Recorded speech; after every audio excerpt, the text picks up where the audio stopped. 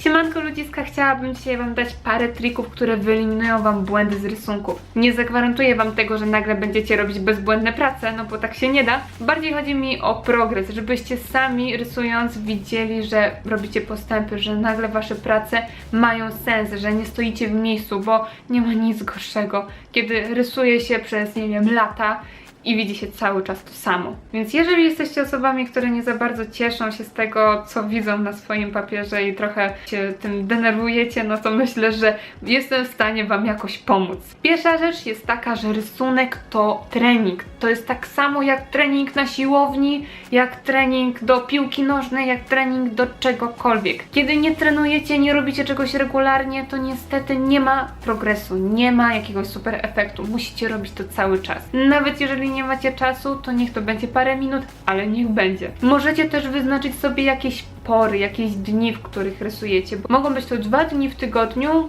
po 2 godziny i 4 godziny wam wychodzi na tydzień. Lepiej, kiedy jest oczywiście więcej, ale to jest takie chyba minimum, największe minimum, jakie można wyskrobać, żeby widzieć progres. Przed każdym jakimś konkretnym rysunkiem, takim dużym rysunkiem, dużą pracą, musicie mieć szkice na brudno. Jeśli nie robicie szkiców na brudno, tylko idziecie tak na żywioł i od razu rysujecie na czysto, to możecie mieć bardzo dużo błędów w swojej pracy. Kiedy opracowujecie sobie na brudno i nawet więcej popazgrzecie, więcej kresek porobicie, bardziej przeanalizujecie to, co chcecie narysować, będzie o wiele lepiej. To nie jest tak, że jeden szkic i voilà. Możecie zrobić ich więcej. Im więcej się zastanowicie, tym lepiej. Te szkice też możecie sobie zostawić, gromadzić. Możecie na przykład rysunki trzymać w jakichś koszulkach i może być tak, że na przykład rysunek końcowy i za tym rysunkiem w tej samej koszulce trzymacie na przykład swoje szkice, swoje etapy, swoje przemyślenia. Nie rysujcie na biurku, naprawdę, proszę was, nie rysujcie na biurku. Może inaczej, rysować na biurku możecie, jeśli już macie zrobiony szkic. Żadnych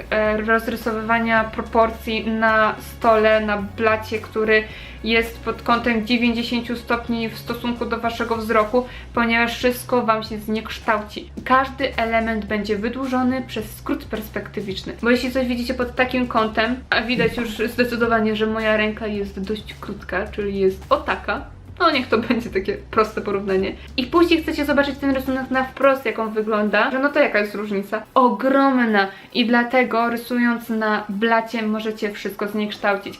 Za to jeśli się jakoś, nie wiem, bardziej nachylacie, garbicie, to wcale nie jest jakieś super dobre albo zdrowe, prawda? Więc tego też nie wolno robić ze względu na zdrowie waszego kręgosłupa. A jeśli robicie to chwilowo, to i tak nie nachylicie się aż tak bardzo, żeby mieć rysunek idealnie na wprost.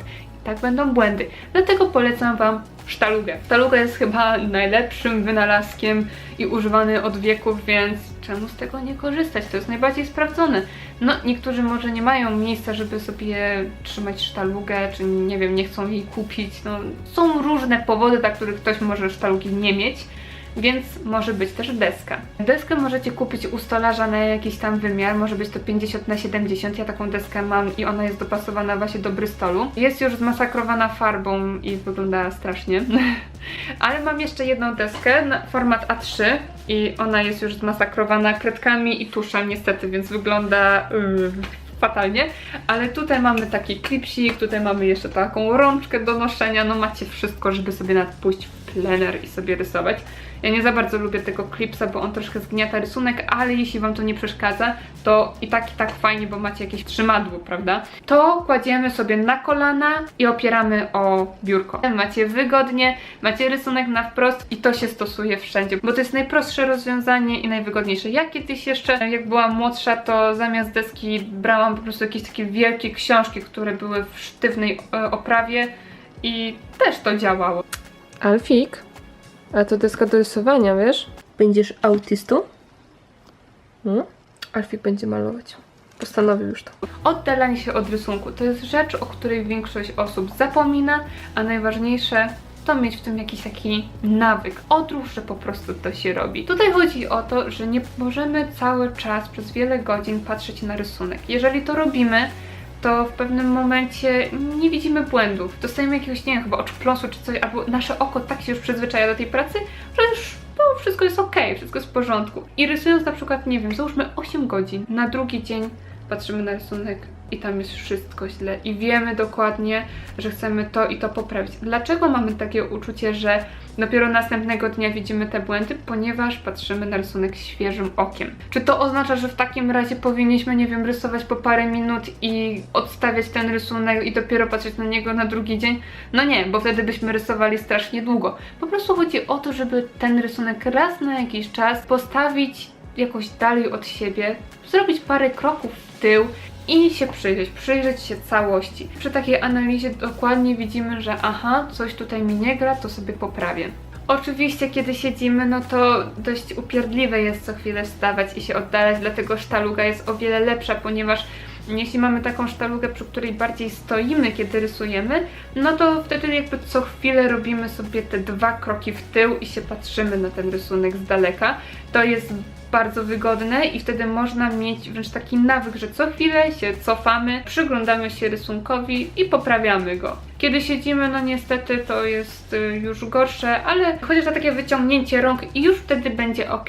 Możemy też co jakiś czas, na przykład co godzinę, co 2, zrobić sobie parę minut przerwy. I te parę minut przerwy pozwoli waszym oczom trochę odpocząć od tego rysunku i wtedy możecie zobaczyć faktycznie świeżym okiem, że coś jest nie tak, nie musicie właśnie tego odkładać na następny dzień. W tej przerwie możecie sobie zrobić, nie wiem, ćwiczenia, herbatę, zjeść kanapkę, cokolwiek. Dla niektórych też bardzo dobre jest odwracanie rysunku do góry nogami. No i ja tego nie robię, bo nie wiem, jakoś tak nie zauważyłam, nie dostrzegam wtedy błędów, ale są osoby, którym to pomaga, że jeśli odwrócą sobie rysunek do góry nogami i spojrzą na nie z daleka, to widzą właśnie błędy, więc spróbujcie sobie to zrobić, bo może wy właśnie jesteście takimi osobami, a skoro to pomaga, no to trzeba z tego korzystać. Jeśli ktoś jest świadkiem tego, jak ja rysuję na Twitchu i powie mi, no ale ja nie odchodzę od rysunku i się nie oddalam, to u mnie jest troszkę inna sytuacja. U mnie wygląda to w ten sposób, że kiedy streamuję, to na rysunek, wiadomo, jest skierowana kamera. I ja po prostu na ekranie, który jest dość oddalony ode mnie, mam wyświetlonego OBS-a, na którym rysunek widzę właśnie cały z daleka, więc ja nie muszę wstawać, żeby odchodzić od rysunku, nie muszę go stawiać w pionie, opierać o ścianę. Ja po prostu sobie zawsze co jakiś czas spojrzę na ekran i dzięki temu ja widzę ten rysunek w całości i sobie go poprawiam. Skan lub zdjęcie. To jest kolejna rzecz, która może wam pomóc do określenia tego, czy zrobiliście jakiś błąd w rysunku, czy chcielibyście coś tam zmienić. Bo czasami jest tak, że opieramy ten rysunek o ścianę, oddalamy się, przyglądamy rysunkowi, ale potrafimy jeszcze parę błędów zobaczyć, kiedy zrobimy skan albo zdjęcie. Ja chyba skanuję rysunki, no i robię im zdjęcia, ponieważ je publikujemy, ale zauważyłam jedną rzecz, że czasami jak zrobię skan, to widzę, że o kurde, tutaj bym zmieniła jeszcze to i czasami faktycznie tego wcześniej jakoś nie widziałam, mimo że cały czas zerkam na rysunek z daleka. I po takim zrobieniu skanu czy rysunku jeszcze coś tam sobie poprawiam. Więc wy możecie to sobie stosować jako metodę na taką korektę. I najważniejsze, co powinniśmy zrobić po ukończeniu rysunku. Czy udany, czy nieudany, nie ma to znaczenia. Zawsze, kiedy kończymy rysunek, mamy go przeanalizować. To dlatego, że jeśli mamy takie podejście, kurde, nie wyszło mi i od razu drzemy ten rysunek, zmiatamy, wyrzucamy i zapominamy. I przez to, przez brak takiej analizy, wasz następny rysunek będzie mieć dokładnie te same błędy. Kiedy cały czas staramy się poprawić te błędy, bo myślimy o tych błędach, to w pewnym momencie widzimy, że one są cały czas eliminowane, że cały czas się od nich oddalamy, że w pewnym momencie już tych błędów nie ma.